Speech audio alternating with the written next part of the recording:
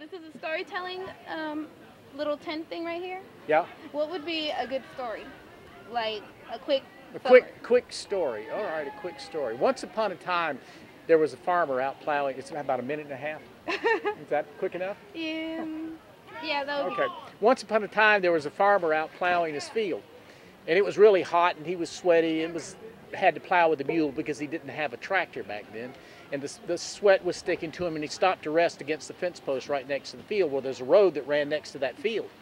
And while he was there resting, a man came walking down the road going from that town up there to that town back there, the next town. And he stopped and asked the farmer a question. He says, "Hey, farmer, what are the people like in the next town?" And the farmer said, "Well, you tell me, what were the people like in the town that you just came from?" He said, "Oh, they were terrible. They were awful. They were mean. They were mean to me. I was mean to them. We didn't like each other one little bit, and I'm glad I'm leaving." And the farmer said, "Well, you'll find the people in the next town to be just like that." So the farmer went back to plowing, and after a while he stopped again to rest against that same post, and another stranger came walking down the road, going from that town up there to the next town back there. And he asked the farmer the same question. He said, "Hey, farmer, what are the people like in the next town?"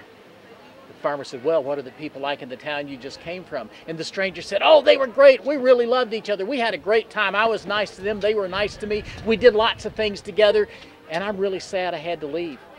And the farmer said, "Well, you'll find the people in the next town to be just like that." We are storytellers because we tell stories, not because we write stories or read stories or perform as an actor somebody else's story. We tell the stories that we know and love. That's a definition that I go by anyway. Well, thank you for your time, for everyone. Thank you for your time. Thank you.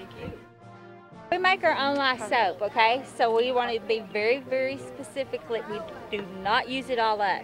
So what we do is we take our soap and we dip it in the water. Hey, and we first make you it need to tell them how that lye soap's made. Do you have any idea how soap's made? No. Well, you could do that. If you built a fire, you know what comes out of the soap is the ash. That's in lye soap. Another ingredient in lye soap is lye. Okay. All soaps today have that in it, lye and ash. And the other main ingredient to that is rendered down fat out of any type of animal, like horse, cow, pig, something that's been laying dead. You render it down and get the grease and makes the main ingredient for that soap. So every bar of soap you wash your hair with or you wash your hands with has got rendered down lard out of animals. So that's what this is. That's what this is. And it takes a long process to make it, so we're very stingy with it. So we want to take it, dip it in the water, and make it like an M. Okay, yeah, just real gently, just rub it across there like that. Okay, and set it up here. Then we grab the garments and we scrub. Now you're gonna have to use your body to hold this down.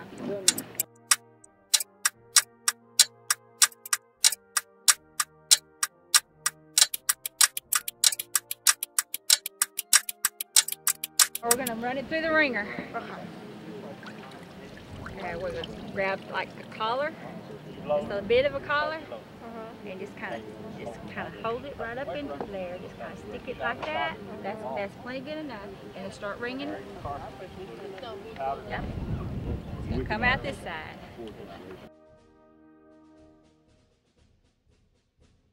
And all the soap, as much soap as we can over there. Yeah, then we got over here. Now this is what I call the modern day recycle. Okay. So hold on to this. Yeah. Then you don't pull it out of the water. You just.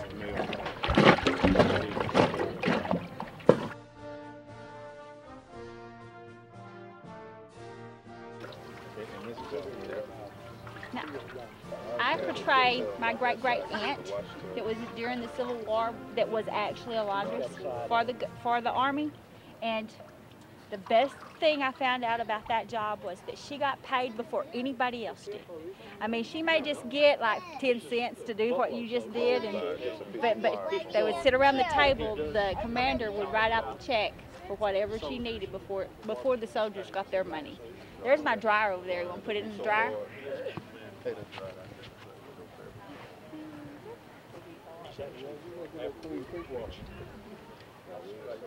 Yeah, no quick water, well water. That gives a little bit of an idea, but normally this is going to take 4 days to do one garment properly, because after you do the washing, well, first off, before you do the washing, you take off all the buttons, because they're going to come through the wringer and they're going to fall off, so you take all the buttons off. Then you do all the washing, and then the next day you'll do the bleaching, and white garments like that will turn yellow in the bleach, so then you'll do the bluing the next day, and then you'll have them set up and do dry. So it's a big, long procedure. It takes 5 days. 100 yards, they say a Texan could fire it 3 times in a minute and hit a silver dollar to 100 yards.